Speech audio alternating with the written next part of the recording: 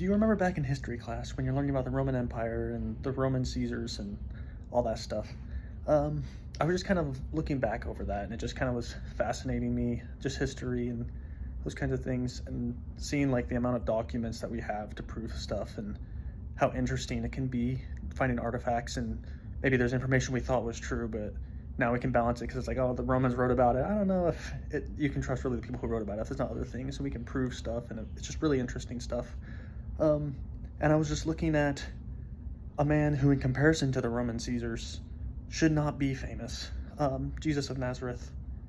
But there's, depending on who you ask and what the measurements are, there's close to 30 documents referencing Jesus of Nazareth's life on the earth, which is substantial. Like, comparing that to Roman Caesars, who were like the top dog in the empire of the time, a random Jewish man who wasn't even accepted by his own government is somehow being written about to the same extent as a Roman Caesar is kind of mind-boggling.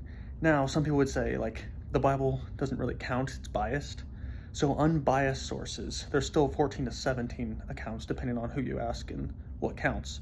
People like Josephus or Tacitus or Lucius, these guys who were also known writers for the Roman Empire, and lots of really reliable documents that we get for other historical evidence, are ones who wrote about him.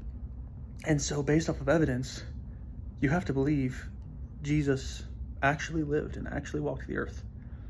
Now, you may not agree with everything he said, or you may not believe that he's the Son of God, but facts prove that he existed.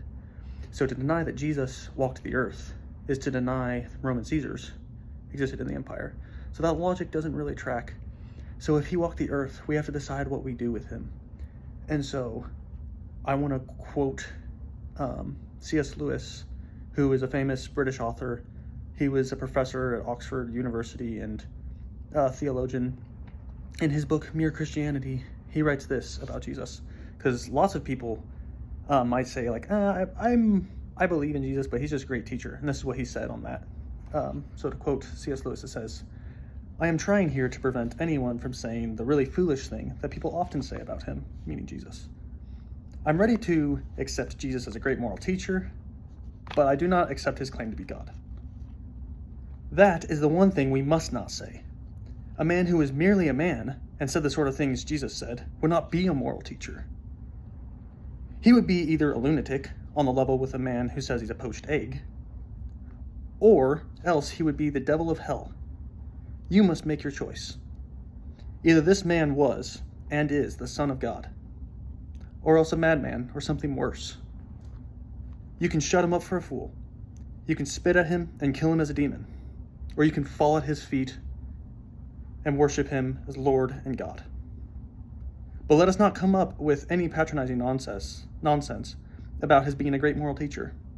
He was not left that open to us and did not intend to.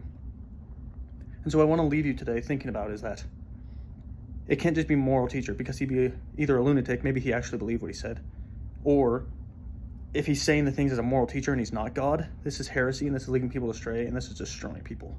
So I want you to decide. Do your research, do your due diligence, because this is an important matter.